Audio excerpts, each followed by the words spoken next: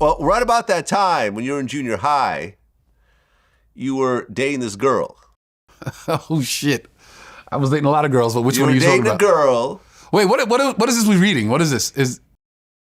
What do you mean? What are you reading? I'm reading my notes. Okay, go ahead. Yeah. You're dating a girl. I'm not arguing with your notes. Yeah, man. Listen, I do my research. Remember, I'm the feds. I know everything.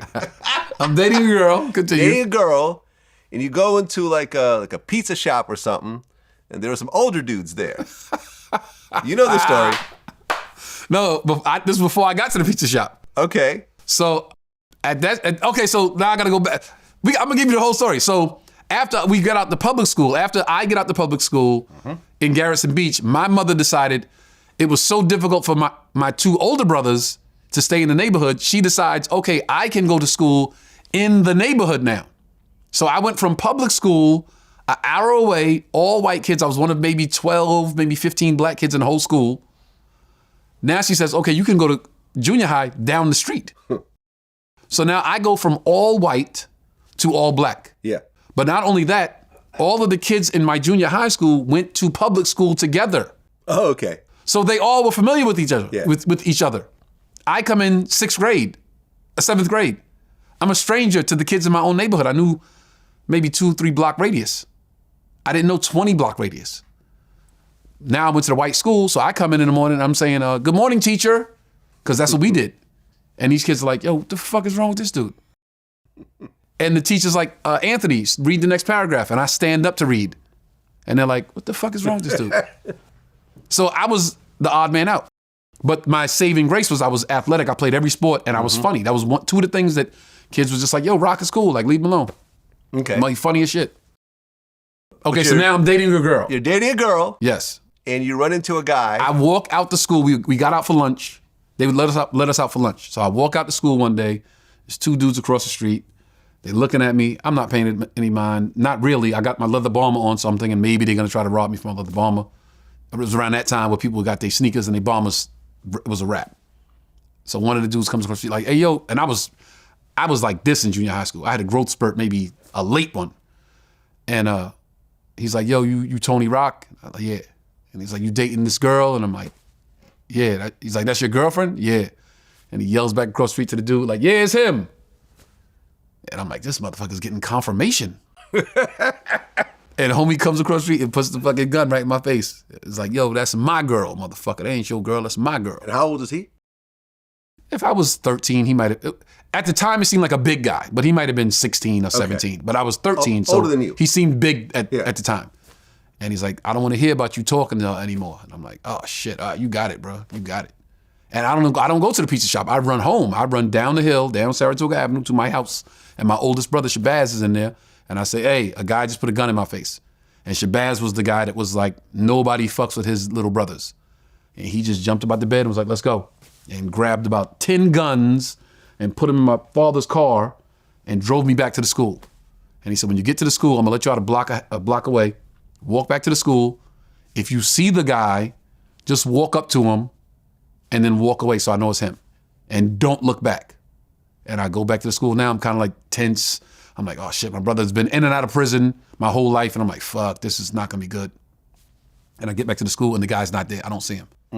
So I'm like, I don't see him anyway. I go back to the car, like, I didn't see him anyway. He's like, okay, when you get out of school at the end of the day, I'll be across the street. Same thing. If you see the guy, walk up to him and then just walk away. Is Shabazz still around? Shabazz passed. Because so I say Charles so people know, but his name is Shabazz, right. yeah. The reason why I asked you that question, because I remember when you told the story, I think with Gary Owen, you said that your brother actually had a few bodies. Allegedly. No, this is not alleged. Oh, it's not alleged. Not He alleged. went to prison for it. Oh, yeah. He shot a guy one time in Halsey Park, ran home and gave me the gun. Oh. Now, I have to give the backstory. So we speeding through a lot, but he was my absolute hero growing up. I had 2 dads growing up because he tells the story that he was like 18 years old when I was born. He was in prison when I was born. And he said the guard woke him up and was like, hey, you got another brother, Anthony Rock, born at this time, this day. And he was like, I got to get out of jail, see my bro. So growing up, I had my dad who taught me responsibilities and, cleaning and listen to your parents and all that stuff. And then my oldest brother was my cool dad. Taught me how to dress and talk to girls and shoot a jump shot and put the ball between your legs, and always smell good, and always keep some money on you because you never know when you got to take a girl on a date. Might have to do something impromptu with a girl if you're trying to get her. Like that cool shit he taught me. Yeah. But my dad taught me the dad shit. So he was my absolute hero. Came home one day, gave me a gun, and said, "Hide it. Whatever you do, don't give it. Just keep it. Hide it. Don't give it to anybody." My dad comes home like maybe 2-3 weeks later. And my dad didn't, he changed his name to El Shabazz, God Allah. He was a 5%er. Mm-hmm. My father didn't play that shit. So my father comes in the house like, "Hey, Charles said he gave you something to hide." And I'm like, "Nope." And he's like, "It's okay, it's okay. He said he gave you something to hide. You could give it to me." And I'm like, "I don't know what you're talking about." I mean, "You sure it's me? You sure it's me?" And I'm doing the best I can. Like, "Really? Me? I don't know, Dad. It's okay. You could give it to me." And I'm like, "I don't know what you're talking about." My brother had to call home from prison and say, put me on the phone. "Hey, it's okay. Give it to Dad." "But you said don't give it to anybody." "I know what I said. Give it to Dad." "But you said hold it and don't get..." "Listen, man, I'm telling you it's cool." Went in my toy chest, had it underneath all my toys, gave my dad the murder weapon. And he whipped my ass. He whipped my ass. And I remember vividly, he whipped my ass. And as I'm recovering from the ass whipping, my mother said, "What are you going to do? He loves his brother. What can you do? Like, he loves his brother." How many people did he kill? How many people was he? No, okay. Let me rephrase this. How many people was he convicted of killing? I want to say 2. 2. Okay. I'll say 1. Okay. I'll say 1, and we'll leave it at that. Yeah. How did he pass away? He battled some demons. He was an alcoholic. It was probably other things involved as well, but I was just reluctant to believe what I was being told about him because I didn't want to believe it. Yeah. So, yeah, it got him. Yeah. The demons got him. Sorry for your loss. Yeah, thank you, bro. Sounds like you guys were extremely close. That was my hero.